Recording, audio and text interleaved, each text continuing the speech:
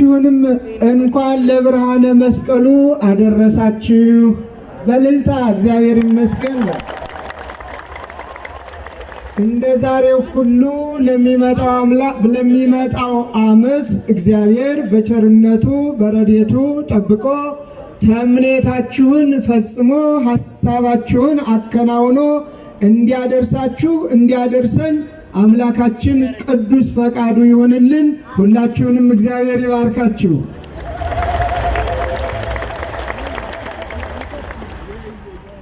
ወንህነሰ ንሰብክ ክርስቶስሃ ዘተሰቅለ አንደኛ ቆሮንቶስ ምዕራፍ 1 ቁጥር 23 እኛስ የተሰቀለውን ክርስቶስን እንሰብካለን። ይህን ቃል ተናገሩት ሁላችሁም። እኛስ የተሰቀለውን ክርስቶስን እንሰብካለን።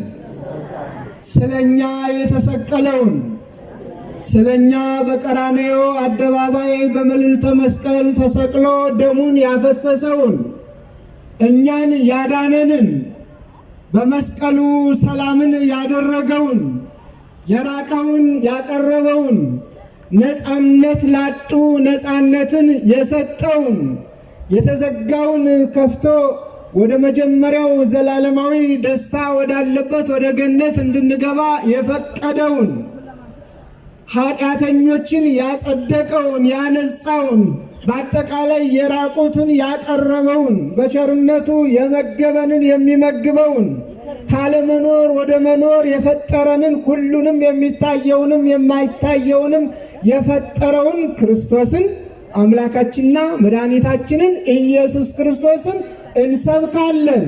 ስለ ኢየሱስ ክርስቶስም እንመሰክራለን። እንደ መላእክቱም ያለማቋረጥ ቅዱስ ቅዱስ ቅዱስ አሸናፊ እያል አሸናፊነቱን ዘላለማዊነቱን የገዢዎች ገዢ መሆኑን የአማልክት አምላክ መሆኑን ሁሉን የፈጠረ መሆኑን አምነን እናሳምናለን፣ እንሰግድለታለን፣ እንንበረከክለታለን። በዚህ ቃል ነው የምንመራው። እኛም የምንሰብከው የተሰቀለውን ክርስቶስን ነው ያለ ቅዱስ ጳውሎስ። አዎ ብዙዎቹ ለየራሳቸው አማልክቶችን አቁመው እንደመሰላቸው እንደ አእምሯቸው ውጤትና እንዳስተሳሰባቸው ከሌሎች ከናንተ አማልክት የኛ ይበልጣሉ የሚሉ ነበሩና ከሰማይ የወረደውን ከቅድስተ ቅዱሳን ከድንግል ማርያም የተወለደውን ለሰው ልጆች ነፃነት የሰጠውን የእኛን ዕዳ በደል የተቀበለውን ቁስላችንን በቁስሉ የፈወሰንን ሞታችንን በሞቱ ሞትን ድል አድርጎና ነስቶ ነፃነት ያጎናጸፈንን ክርስቶስን እንሰብካለን። መድኃኒታችን ኢየሱስ ክርስቶስን እናመልካለን ሲል በአደባባይ ሐዋርያው ቅዱስ ጳውሎስ መስክሮልናል።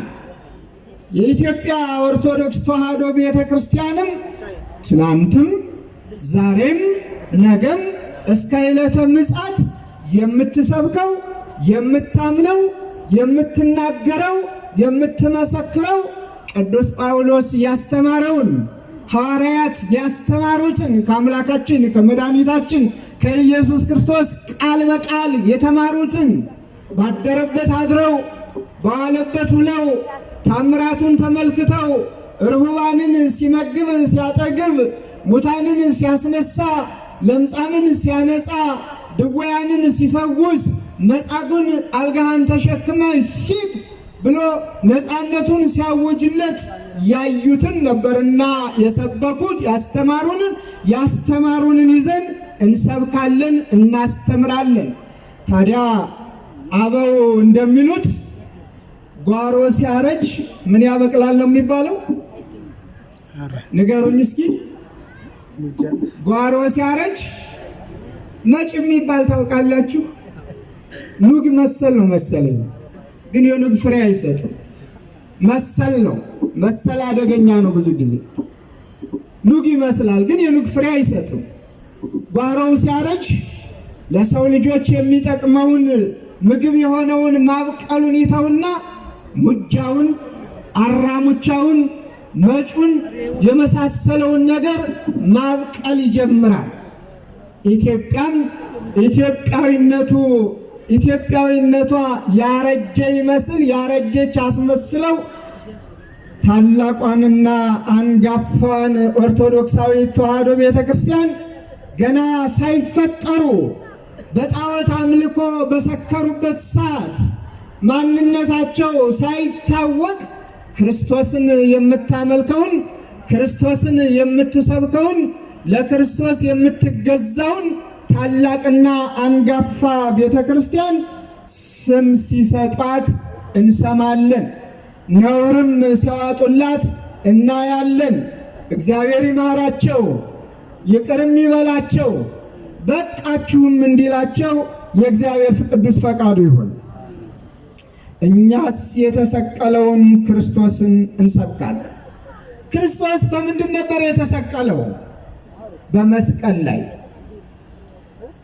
ዛሬ በእጃችን በያዝነው መስቀል፣ በአንገታችን ባደረግነው መስቀል አምሳል በቀራንዮ አደባባይ በዚህ መስቀል ነው የተሰቀለው ክርስቶስ።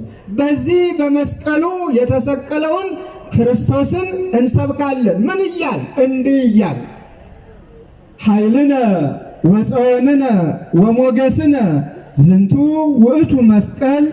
ይህ መስቀል ኃይላችን፣ ይህ መስቀል መጠጊያችን፣ ይህ መስቀል ሞገሳችን ነው እያል እንዲህ እያል ነው ሐዋርያው ጳውሎስ እንዳስተማረ። ይህ መስቀል ኃይላችን ነው። አምላካችን መድኃኒታችን ኢየሱስ ክርስቶስ ለዚህ መስቀል ኃይልን ሰጥቶታል። ጠላትን ገድሎበታል። ዲያብሎስን አርቆበታል፣ ገስጾበታል። ሞትን ድል አድርጎበታል። ነፃነትን አውጆበታል። ይህ መስቀል የአምላካችን የመድኃኒታችን የኢየሱስ ክርስቶስ ዙፋን ነው። ይህ መስቀል ለእኛ ለክርስቲያኖች አርማችን፣ መድኃኒታችን፣ ሞገሳችን፣ መመኪያችን ነው። ሐዋርያው ቅዱስ ጳውሎስ እንደነገረን በገላትያ መልእክቱ ከዚህ መስቀል በቀር ሌላ ትምክህት ከኔ ይራቅ ሲል እንዳስተማረን መስቀሉ ለኦርቶዶክሳውያን ለክርስቲያኖች መመኪያ ነው። መስቀሉ ለኦርቶዶክሳውያን ለኛ ለክርስቲያኖች ኃይልና ጽን ነው። ስለሆነም ነው ሐዋርያው ቅዱስ ጳውሎስ የተሰቀለውን በመስቀል የተሰቀለውን በመስቀሉ ሰላምን ያደረገውን ሰላምን ያወጀውን የራቅነውን ያቀረብነውን አምላካችንና መድኃኒታችንን ኢየሱስ ክርስቶስን እንሰብካለን።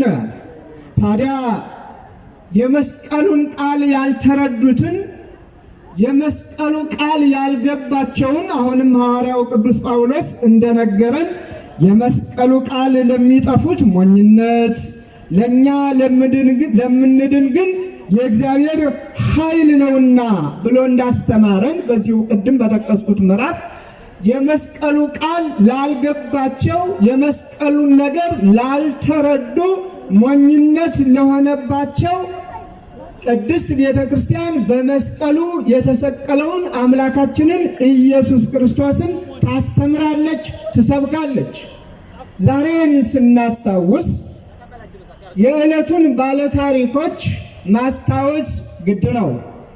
ቅድም ክቡር ከንቲባው አቶ ጎሹ እንዳላማው ጠቅሰውልናል። እነ ሌኒን በዓሉን ስናከብር ዕለቱን ማስታወስ ባለታሪኮችን ማስታወስ ግድ ነውና፣ በአንጻሩም በቤተ ክርስቲያን ላይ ፈተና ያደረሱትን በጊዜያዊ ኃይልና ጉልበት ትምክህት በቅድስት ቤተ ክርስቲያን ላይ ከባድ ፈተና የጫኑትንም እናስታውሳቸዋለን። በመጠኑ የመስቀሉ ቃል ስላልገባቸው። ምክንያቱም ቅዱስ ወንጌል እንደሚነግረን እስመ አልቦ ክዱን ዘኢይትከሰት ወአልቦ ህቡ ዘኢይታወቅ፣ የማይገለጥ የተከደነ የማይታወቅ የተሰወረ የለም ይለናል ቅዱስ ወንጌል በማቴዎስ ወንጌል ምዕራፍ 10 ቁጥር 26 ላይ ልብ አድርጉ። የማይገለጥ የተከደነ የማይታወቅ የተሰወረ የለም። ብዙዎቹ እውነትን ሊቀብሩ ይፈልጋሉ። ብዙዎቹ የእውነትን ዳብዛ ለማጥፋት ይጥራሉ። ብዙዎቹ ከእውነት ሸሽተው እውነትን ቀብረው ታሪክን አጥፍተው ታሪክ የለሽ ስራ ሰርተው ትውልዱን ታሪክ አልባ ለማድረግ ብዙ ይሮጣሉ። በዘመኑም በጣዖት አምልኮ የሰከሩ ግፍንና መከራን በሰዎች ላይ የሚያጸኑና የሚያከብዱ ከባድ ሰዎች ነበሩ። እነ ዲዮቅልጥያኖስ እነ መክስሚያኖስ የተባሉ አብያተ ክርስቲያናት ይታጽዋ ብለው አብያተ ክርስቲያናት ይዘጉ፣ አብያተ ጣዖታት ይከፈቱ የሚል አዋጅ አውጀው ክርስቲያኖች ከዋሉበት እንዳይውሉ ካደሩበት እንዳያድሩ እግዚአብሔርን እንዳያመሰግኑ ለእግዚአብሔር እንዳይገዙ የግፍ ግፍ የሚፈጽሙ ክርስቲያኖችን ከአራዊት ጋር የሚያታግሉ በመጋዝ የሚሰነጥቁ በሰይፍ የሚቆርጡ የሚቆራርጡ ግፈኞች ነበሩ። እግዚአብሔር ግፈኞችን ለጊዜው ዝም ብሎ ያያል። ግን ዝምታው ጊዜያዊ እንጂ ዘላለማዊ አይደለም። ክብር የሚቀበሉትም ክብርን ይቀበሉ ዘንድ ግፈኞችም የንስሐ ጊዜ ካላቸው ንስሐ እንዲገቡ፣ የንስሐ ጊዜ ከሌላቸው ደግሞ ኃጢአታቸውን ፈጽመው የኃጢአታቸውን ዋጋ እንዲቀበሉ ከሱ ማን የሚርቅበት የሚሸሸግበት የሚደበቅበት ጊዜ የለምና ይጠባበቃቸዋል። ጊዜ ለንስሐም ይሰጣቸዋል። ይሁን እንጂ እነዚህ ሰዎች የንስሐ ጊዜ አልነበራቸውም። የርኅራኄም ልብ አልነበራቸውም። የተሰቀለውን ክርስቶስን ክርስቲያኖች ሲሰብኩና ሲያመልኩ እነሱ ደግሞ እነሱ ያቆሙትን ምስል መናገር መጋገር የማይችለውን እዚህ ግባ የማይባለውን ቅዱስ ዳዊት እንደተናገረው ዓይን እያለው የማያየውን፣ ጆሮ እያለው የማይሰማውን፣ እግር እያለው የማይራመደውን፣ እጅ እያለው የማይዳስሰውን ምንም መልስ ሰጪ ያልሆነውን ጣዖት በአይምሯቸውም ስለው በሰውነታቸውም ቀርጸው ያመልኩ ነበረ። እግዚአብሔር የክርስቲያኖችን ግፍ ተመለከተ፣ ጸሎታቸውንም ሰማ። ምክንያቱም ድምፃቸውን ከፍ አድርገው ወደ እግዚአብሔር ጮኸዋልና፣ ወደ እግዚአብሔር የጮኸ ደግሞ መልስ ማግኘቱ የማይቀር ነው። የሚያገኘውን መልስ ደግሞ ዘላለማዊ ደስታና ክብር ድል አድራጊነትም ነው። ስለዚህ በዚያ ዘመን እግዚአብሔር ማንን አስነሳ? ቅድም እንደተነገረን ቅድስት እሌኒን አስነሳ። ታሪኳ ብዙ ነው። በሷም ብዙ ግፍ ተፈጽሞባታል። ያለ አበሳዋ ያለ ስሟ ያለ ኃጢአቷ ስም ተሰጥቷት እንድትሰደድ እንድትጣል ተደርጋለች። እግዚአብሔር ግን በኪነ ጥበቡ አሻግሮ የንጉሠ ነገሥት ሚስት እንድትሆን አድርጓል። ከዚያም ከአሕዛብ ወልዳለች። የወለደችውም ልጅ ቆስጠንጢኖስን በስርዓት በሞገስ ክርስቶስን እንዲያመልክ ስለ ክርስቶስ እንዲመሰክር እንዲናገር እግዚአብሔርን እንዲፈራ በጥበብ እግዚአብሔር በፈሪሃ እግዚአብሔር በፍቅረ ቢዝ ስላሳደገችው እነሆ በግፍ ጥበብ የጎደላቸው ማስተዋል የተሳናቸው ክርስትና መሰናከያ የሆናቸው አሕዛብና ሌሎቹም ሞኝነት የመሰላቸው የክርስቶስን መስቀል ታምራት ሲደረግ በማየታቸው ሙታንን ሲያስነሳ በማየታቸው ድውያንን ሲፈውስ በማየታቸው ይህ እስከ መቼ ይሆናል እኛ ባለንበት ሀገር ብለው በአንድ ቦታ ላይ ቀብረው የከተማው ቆሻሻ በሙሉ ማጠራቀሚያ ሆኖ ተራራ እስከሚያህል ዳብዛው ስሙ እስከሚጠፋ ከ326 ዓመታት ያላነሰ ብዙና ብዙ ግፍን ፈጽመው ነበረ። እግዚአብሔር እሌኒን አስነሳ። እሌኒ መስቀሉን ፈለገች። ወደ ጥንት ሀገሯ ወደ ኢየሩሳሌምም ተመለሰች። በአካባቢው የነበሩትንም የሀገር ሽማግሌዎች እነ ኪራኮስን ጠየቀች። የት እንደሆነ ማን እንደቀበረው የት ላይ እንደተቀበረ መረመረች። በጥበብ እግዚአብሔር ነበርና የሄደችው። በሽማግሌዎችም ምክር እነሆ ወደ እግዚአብሔር ምልጃዋን አቀረበች፣ ጸሎቷን ጸለየች፣ ምክራቸውንም ተቀበለች፣ ደመራንም ደመረች፣ ዕጣንንም አጤሰች። ከዚያ በኋላ ፈቃደ እግዚአብሔር ሆኖ ዕጣኑ ሰማየ ሰማያት ወጥቶ ተመልሶ መስቀሉ ወደ ተቀበረበት ሰው በጣቱ ይህ ነው ብሎ እንደሚጠቁም ያህል እሱም ጠቆመ። ከዚያም ላይ ሲቆፈር እነሆ ለዘመናት ተቀብሮ የነበረው መስቀል የአምላካችንና የመድኃኒታችን የኢየሱስ ክርስቶስ በቀኝ በግራው የተሰቀሉትም መስቀሎች ተገኙ። የአምላካችንን የኢየሱስ ክርስቶስን መስቀል ከነዚያ ለመለየት ደግሞ ታምራት እንዲያደርግ ሕሙማን እንዲፈውስ በሁሉም ላይ ሲያቀርቡት የክርስቶስ መስቀል ታምራት አደረገ። መስቀሉ ከተቀበረበት ወጣ። ምክንያቱም የተሰወረ የማይገለጥ የተከደነ የማይተሸፍኖ የሚቀር አንዳች ነገር የለምና እግዚአብሔር በወዳጁ አድሮ እነሆ ዛሬ መስቀሉን በዚህ አይነት መልኩ እንድናከብረው የታሪካችን ባለቤት የበጎ ነገር አብነት የሆነችውን ቅድስት እሌኒን በአንጻሩም አብያተ ክርስቲያናት ተዘግተው ነበርና አብያተ ክርስቲያናት እንዲከፈቱ አብያተ ጣዖታት እንዲዘጉ የወሰነውን ልጇን ታላቁን ቆስጠንጢኖስን ዛሬ እናስታውሳቸዋለን። በረከታቸው ይድረሰን። መስቀሉ ከተቀበረበት ለወጣበትና በዓሉን ነው የምናከብረው። የወጣበት ሌላ ታሪክ አለው። እግዚአብሔር ይህንን ቀን እንድናከብር ስለፈቀደልን ክብርና ምስጋና ለእርሱ ይሁን እያልኩ እንኳን ደስ አላችሁ፣ ደስ ይበለን። ለዚህ ነው ቅዱስ ዳዊት አስቀድሞ በትንቢቱ ወሀብኮሙ ትምህርተ ለእለ ይፈርሁከ ከመ ያምስጡ እምገጸ ቅስት ወይድኃኑ ፍቁራኒከ፣ ከቀስት ፊት ያመልጡ ዘንድ ለሚፈሩህ ምልክትን ሰጠሃቸው፣ ወዳጆችህ እንዲድኑ። መዝሙር 59 በቅንፍ 60 ቁጥር 4 ላይ የምናገኘው ነው። ምልክት፣ የመስቀል ምልክት ድል ያደረገው ቆስጠንጢኖስ በመስቀሉ ምልክትነት ነው። መስቀል የድል አድራጊነት ምልክት ነው። መስቀል የድልም አርማ ነው።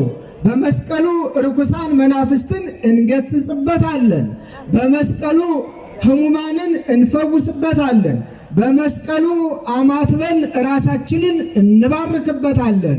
የእግዚአብሔር ማደሪያዎቹ ዙፋኖቹ እንሆን ዘንድ ከሰይጣን መሳሪያነት ሰውነታችንን ሰይጣን በመሳሪያነት እንዳይጠቀምበት እናነጻበታለን፣ እንባርክበታለን። ለዚህም ነው የኢትዮጵያ ኦርቶዶክስ ተዋሕዶ ቤተክርስቲያን ከካህናቱ እስከ አማኝ ልጆቿ እናቶች በቀሚሳቸው በአንገታቸው መስቀሉን በማስጠለፍ በሰውነታቸውም ሳይቀር ካህናቱም በመስቀል የሚባርኩበት በእጃቸውም የመጾር መስቀልን ብለን ቅድም ባያችሁት ሲሰበክበት በነበረው በዚህ አይነት መልኩ በቤተ ክርስቲያኒቷም ላይ በጉልላቱ መስቀልን ከፍ አድርገን እናሳያለን። ከዚህም የተነሳ መስቀል ኃይልነ ብለን መስቀል ኃይላችን ነው፣ መስቀል መጠጊያችን ነው፣ መስቀል ቤዛችን ነው፣ መስቀል ሞገሳችን ነው፣ መስቀል መድኃኒታችን ነው ብለን መስቀሉን ከፍ አድርገን እንድናከብረው እግዚአብሔር ሰጥቶናልና ስሙ የተመሰገነ ይሁን። እግዚአብሔር ይባርክልን።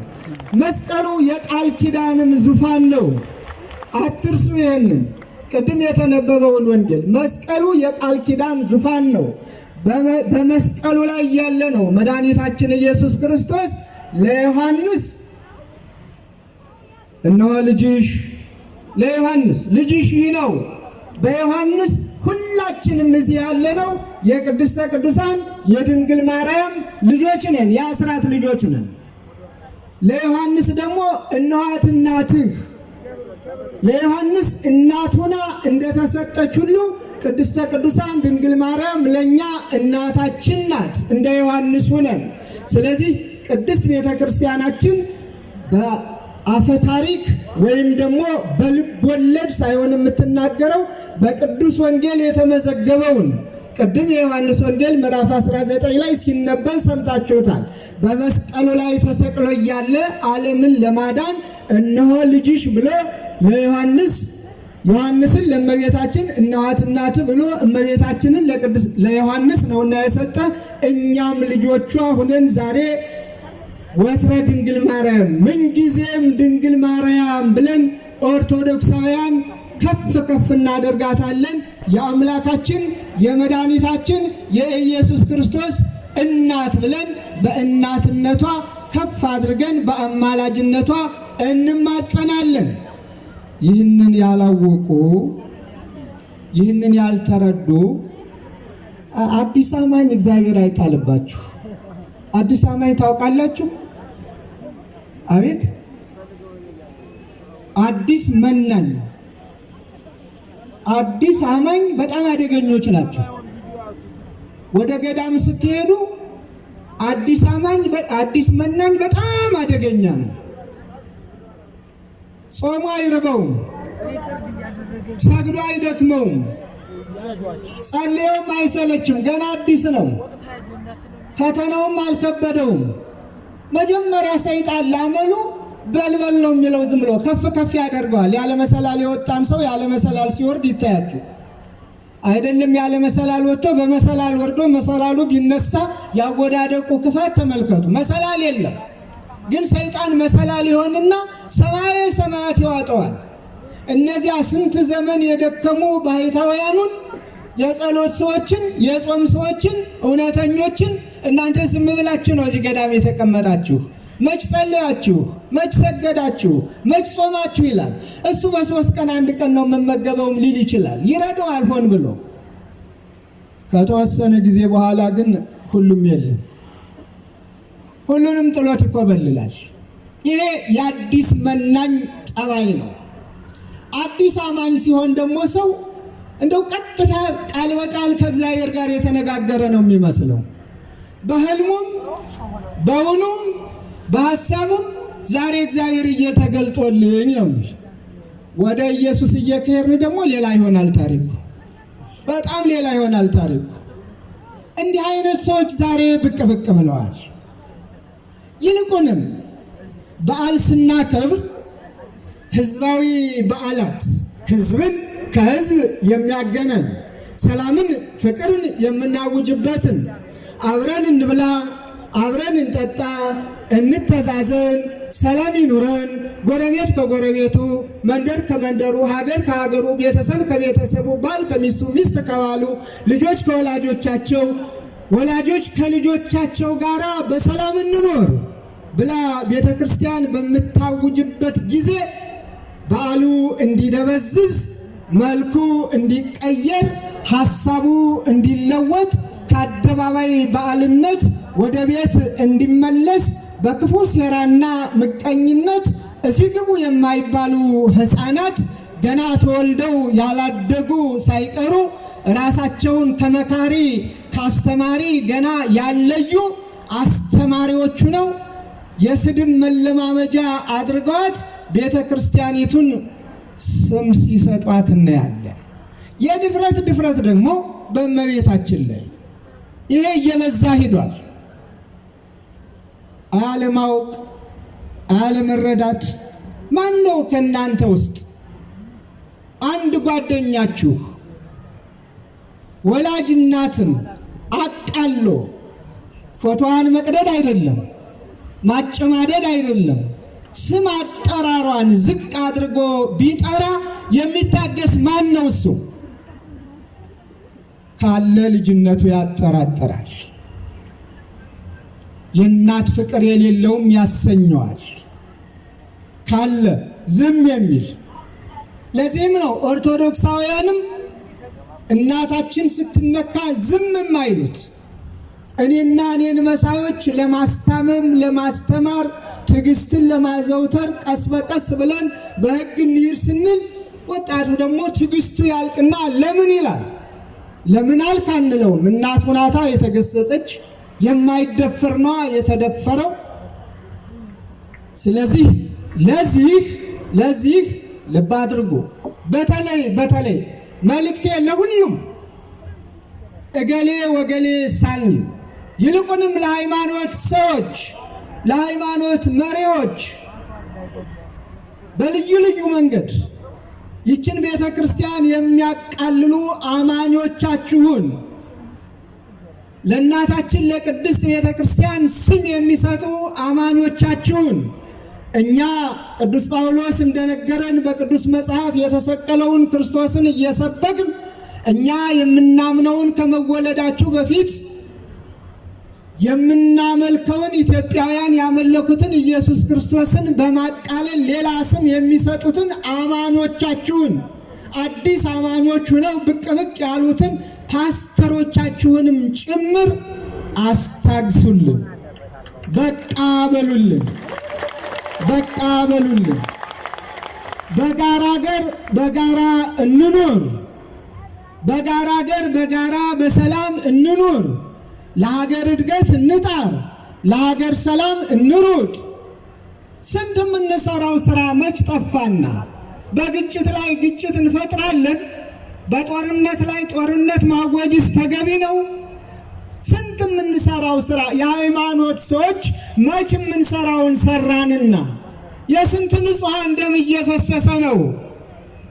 ስንቶቹ በረሃብ አለንጋ እየተገረፉ ነው? ስንቶቹ መጠለያ አጥተው የአውሬ ቀለብ እየሆኑ ነው? ወላጆች እንዴት ነው እያለቀሱ ያሉት? ስንቶቹ በሰላም ከቤት ወጥተው ከቤት መግባት ተስኗቸው ወደ ጥንት ተመልሰን ሰው ክቡር ሲሆን ክቡርነቱ ተቃሎ በገንዘብ የሚሸጥበት የሚለውጥበት ይህን ገንዘብ ካላመጣ አንለቀውም የሚባልበት የሞት ፍርድ የሚፈረድበት ዘመን ላይ ደርሰን ስንት ክርስቲያኖች እግዚአብሔርን በማምለካቸው የተሰቀለውን ክርስቶስን በመስበካቸው ባሉበት እንዳያድሩ ግፍ እየተፈጸመባቸው ባሉበት ዘመን ላይ እኛ ኦርቶዶክሳውያን የሃይማኖት ሰዎች የትኛውም ሃይማኖት ሰዎች ለሀገር ሰላም፣ ለሀገር ፍቅር፣ ለወገን አንድነት፣ ለሁሉም ሰላም ጥረት ማድረግና በቃ ይበቃል በምን ችግሩን እንፍታው ብለን መከራ በማየት ፋንታ እንደገና በጦርነት ላይ ጦርነት ይልቁንም የሃይማኖት ጦርነት እጅግ የከፋ ነው። የቀረን እሱ ነው። ሌላውን አይተነዋል። የጎጡን አይተነዋል። የመንደሩን አይተነዋል። የተሻለ ነገር ማምጣት አለብን እየተባለ የሚደረገውንም እያየነው ነው፣ አይተነዋል። የቀረን የሃይማኖቱ ነው። በደንባራ በቅሎ ቃጭል ተጨምሮ በእንዲህ አይነት ላይ ደግሞ ሃይማኖትን መሳሪያ አድርጎ መቅረቡ በጣም አደገኛ ስለሆነ የሃይማኖት መሪዎች የትኛው ሁላችንም በስርዓት በሕግ በመከባበር ያንዱን ሃይማኖት አንዱ ሳይነካ ቀኖናውን፣ ስርዓቱን፣ ዶግማውን የሚያምንበትን ጠንቅቆ ለአማኞቹ ብቻ በማስተማር በነፃ ምድራችን በጋራ ሀገራችን በጋራ ልንኖር ይገባናል። ከዚያም በላይ እኮ ካልንማ እኛ ኦርቶዶክሳውያን እኮ መቼም ዘመን አረጀና የኢትዮጵያ ቤተክርስቲያን ውለታ ተረሳ እንጂ ይሄ ነው እንዴ የኢትዮጵያ ቤተክርስቲያን ውለታ መልሱ? ማንን ተዋጋች? እጅ ዘርግታ ሁሉንም አማኝ በተቀበለች።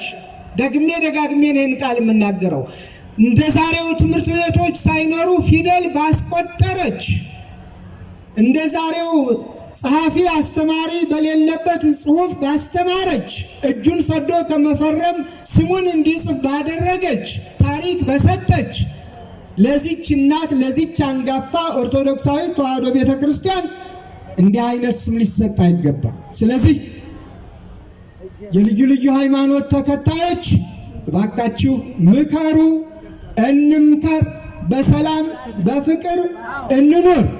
እማንቆጣጠርበት ደረጃ እንዳይደርስ በሰዓቱ በጊዜው ካላስተማር እኛ መሪዎቹ በሰዓቱ ሊሆን የሚገባውን ካላደረግን ከኛ አልፎ ከሄደ በኋላ ሁሉም ነገር ከንፈርን መምጠጡ ትናንት ባስተምር ኑሮ ማለቱ ትርጉም የለውም። የእንቁላሉ ጊዜ በቀጣሽኝ የሚለው ልጅና ጠባይ ነው ሊፈጠር የሚችለው። ስለዚህ ይህንን አደራ አለን።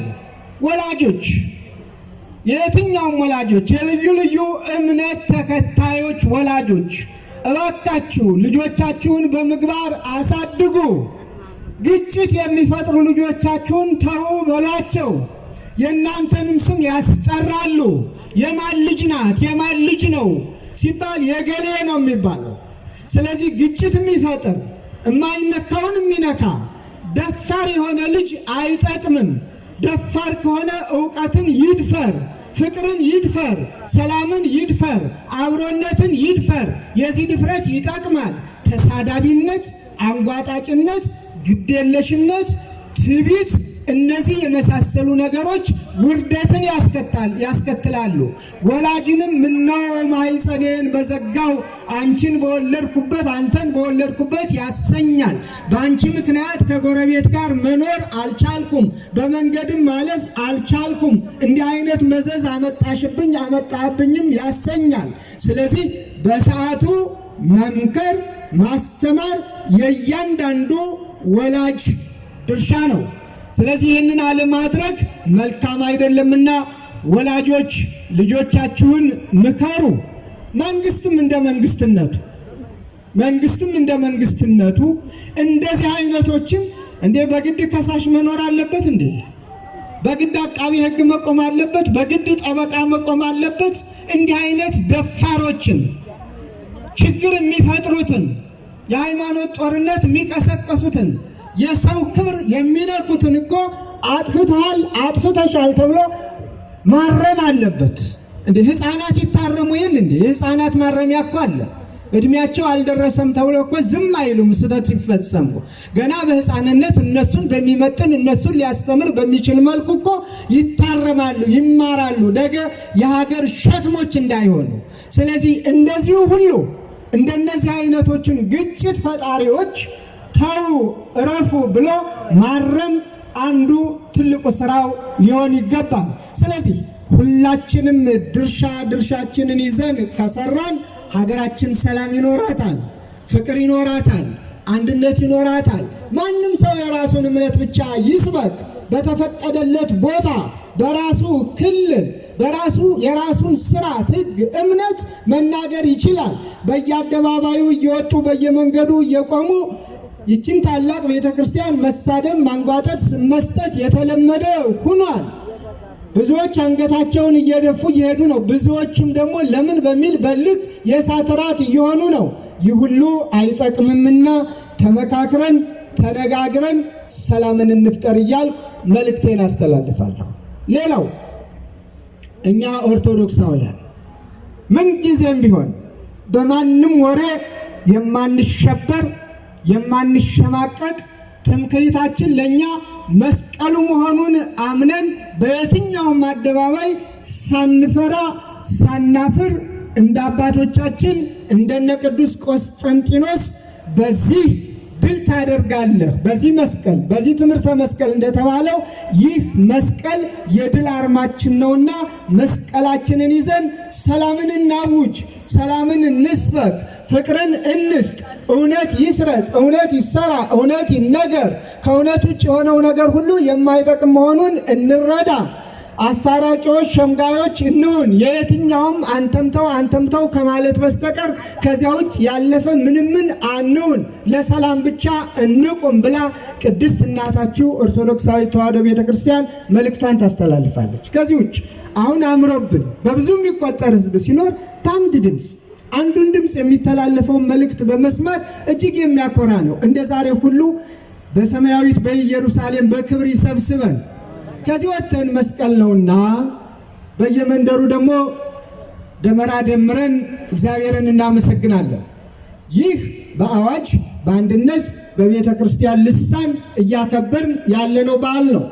በቤተ ክርስቲያን ደግሞ በየአጥቢያው በየመንደሩ ደግሞ እናከብራለን። እንደ ባህሉ እንደ ስርዓቱ ሃይማኖታዊ ባህሉን ጠብቆ ሃይማኖታዊ ስርዓቱን ጠብቆ ሃይማኖታዊ ትውፊቱን ጠብቆ ሃይማኖታዊ ክብሩን ጠብቆ በመተዛዘን የተራበውን በመመገብ የተቸገረውን በመርዳት ብቸኛ የሆነውን አለው ወንድምህ ነኝ እህትህ ነኝ እህትሽ ነኝ ወንድምሽ ነኝ በማለት የተቸገረውን በመርዳት እንድናከብረው አባቶቻችን አስተምረውናል። ስለዚህ በዓሉን ስናከብር ሁልጊዜ በስካር የምናከብረው በዓል የለንም። በመጠጥ የምናከብረው በዓል የለንም። በዝማሬ በእልልታ አብሮ በመብላት ከስካር ውጭ በሆነ መንገድ የተጣሉትን በማስታረቅ እግዚአብሔርን በማመስገን እንደ ዛሬ ሁሉ ለሚመጣው ዓመት ደግሞ እንዲያደርሰን ዛሬ መስቀልን ምድሪቱም ታከብረዋለች። ተራሮቹ፣ ኮረብቶቹ፣ ሸለቆቹ ሁሉ ስታዩቸው በአበባ አጊጠው አሸብርቀው አበባዎችን ስናያቸው ትምህርተ መስቀል ነው የሚሰሩት ሁሉም። በዚህ አይነት መልኩ ቤተክርስቲያናችን ምድሪቱም ታከብረዋለች። ከላይ ከሰማይ ቅዱሳን መላእክቱ በአንድነት የሚያከብሩት የአምላካችንና የመድኃኒታችን የኢየሱስ ክርስቶስ ዙፋን ስለሆነ ከፍ አድርገን እናከብረዋለን። ስለዚህ እኔና እናንተ እኛስ የተሰቀለውን ክርስቶስን እንሰብካለን፣ እናስተምራለን። መስቀሉን ስናከብር መስቀሉ በክርስቶስ ደም ስለከበረ፣ መስቀሉ ጥላቻ ስለተወገደበት፣ መስቀሉ ፍቅር ስለታወጀበት፣ መስቀሉ ሰላም ስለሰፈነበት፣ የሰላም አዋጅም ስለተነገረበት፣ መስቀሉ ለእኛ ቅድስተ ቅዱሳን ድንግል ማርያም እናቱና የተሰጠችበት፣ እኛም ልጆቿ ሁነን የተሰጠበት ዕለት ልዩ ስለሆነ በዚህ አይነት በዓለ መስቀሉን እናከብራለንና ማንም ማን እንደፈለገ ተነስቶ በሚለው አስፈላጊውን መልስ ቤተክርስቲያን ትሰጥበታለች። በየደረጃችን እንደ ሀገረ ስብከት ሀገረ ስብከቱ፣ እንደ መንበረ ፓትርያርክ መንበረ ፓትርያርኩ ከታች እስከ ላይ ተናበን እንሰራለን። የቅድስት ቤተክርስቲያናችንን ክብር ለመጠበቅ ለማስጠበቅ ከምን ጊዜውም በላይ ማንም ማን ላያስቆመን ወደፊት እንድንል እንገደዳለን። ከሃይማኖት ሌላ ምንም የለንም። ምንም ይምጣም በሃይማኖታችን ማንም ማን ሊነካን ሊደፋፈር ሊለማመድብን ሊተቸን አይገባውም። እኛም አንተቸውም እሱም አይተቸንም። እንተችም አካል ብዙና ብዙ ማለት ይቻላል። ግን ምን አለ ይህች ቤተክርስቲያን ይቅርታ ትንሽ መስቀሉንም ስናበራው እንደው ጨለም እንዲል ብዬ ነው ሰዓት እየወሰድኩ ያለው። ታለበለዚያ በቀን ብናቀጣጥለው በደንብ ስለማይታየን ነው። እንደው ይታያችሁ የኢትዮጵያ ቤተክርስቲያን እኮ ከሃይማኖት ባሻገር ይሁት ሃይማኖቱ እንዳለ ሆኖ ስርዓቱ እንዳለ ሆኖ ትውፊቱ እንዳለ ሆኖ እንዴ ዓለምን የምትስበው የምትጠራው ለብዙዎቹ የዓመት ምግብ የዓመት ልብስ የዓመት ቀለብ እንዲይዙ የምታደርግ ይህች ቤተክርስቲያን አይደለችም እንዴ? ለበዓለ መስቀሉ ለበዓለ ጥምቀቱ ስንት ጎብኚዎች ናቸው ከሀገር ውጭ ወደዚህ የሚመጡት? እስቲ እንወዳደር ካልን ይህስ ውለታ አይደለም እንዴ? እና ውለታ ቢስነት ጥሩ አይደለም። ነገረ ጫሪነት ጥሩ አይደለም። እባካችሁ ነገር አትጫሩብን። ደግሞ የሚገርመው ጅራፍ ራሱ ገርፎ ነው የሚባለው። የሚጮኸው ራሱን ራሳቸው ጮኸው አስጮኸው ኋላ ይችሉበታል። ዘዴውን መቼም በደንብ ተክነውበታል። የኛን የዋሁን ለምን ብሎ ግፍት ሲል እዳ በደሉን እዚያ ወጣት ላይ እዚያ ካህል ላይ ይዘረግፉታል። ይህ በእግዚአብሔር ፊት አያዋጣም። የሽንገላ ከንፈር ሁልጊዜም ዝም የሚልበት ጊዜ ይመጣል። መስቀሉን የደፈኑት ዝም ብለዋል። መስቀሉን የቀበሩት ዝም ብለዋል። ሀፍረትንም ተከናንበዋል። ምክንያቱም መስቀሉ ከረጅም ዘመናት በኋላ ሲወጣ የነሱ ታሪክ ነው የጠፋው። የመስቀሉ ታሪክ እንደገና ሕያው ሆኖ ተነስቷል። የኢትዮጵያ ቤተክርስቲያን ታሪክ በሰዓቱ በጊዜው ብዙዎቹ ለመቅበር ጥረዋል። እነሱ የሉም። ኦርቶዶክሳዊ ተዋሕዶ ቤተክርስቲያን አለች። ዛሬም አለች፣ ነገም አለች፣ ከነገ ወዲያም ትኖራለች። የገሃነም ደጆች ልጆች በምንም ይሁን በምን ለጊዜው ይምሰላቸው እንጂ ሊቋቋሟት ሊያነዋውጧት መሰረቷን ሊገለባብጡት ፈጽሞ አይችሉምና በፍቅርና በሰላም ለመኖር ራሳችሁን ግዙ፣ ራሳችንን እንግዛ፣ በጋራ ሀገር የጋራ ኑሮ እንኑር የቅድስት ቤተክርስቲያን መልእክት ነው። ኦርቶዶክሳውያን የኢትዮጵያ ኦርቶዶክስ ተዋሕዶ ቤተክርስቲያን ልጆች ወጣቷ፣ አዛውንቱ፣ ባልቴት፣ ሽማግሌው ለሃይማኖታችሁ ቀናአያን ሁኑ፣ ለሰላም ሩጡ፣ ሰላምን ስበኩ፣ ተናገሩ፣ ፍቅርን አምጡ። የነጻነት አምላክ ነጻነቱን እግዚአብሔር ያውጅልን፣ ፍቅሩን ይስጠን፣ ሰላሙን ያብዛልን። እግዚአብሔር ከሁላችን ጋር ይሁን። እንኳን ለብርሃነ መስቀሉ አደረሳችሁ። እንደ ዛሬ ሁሉ ለሚመጣው ዓመት እግዚአብሔር ያድርሳችሁ። እግዚአብሔር ይባርካችሁ።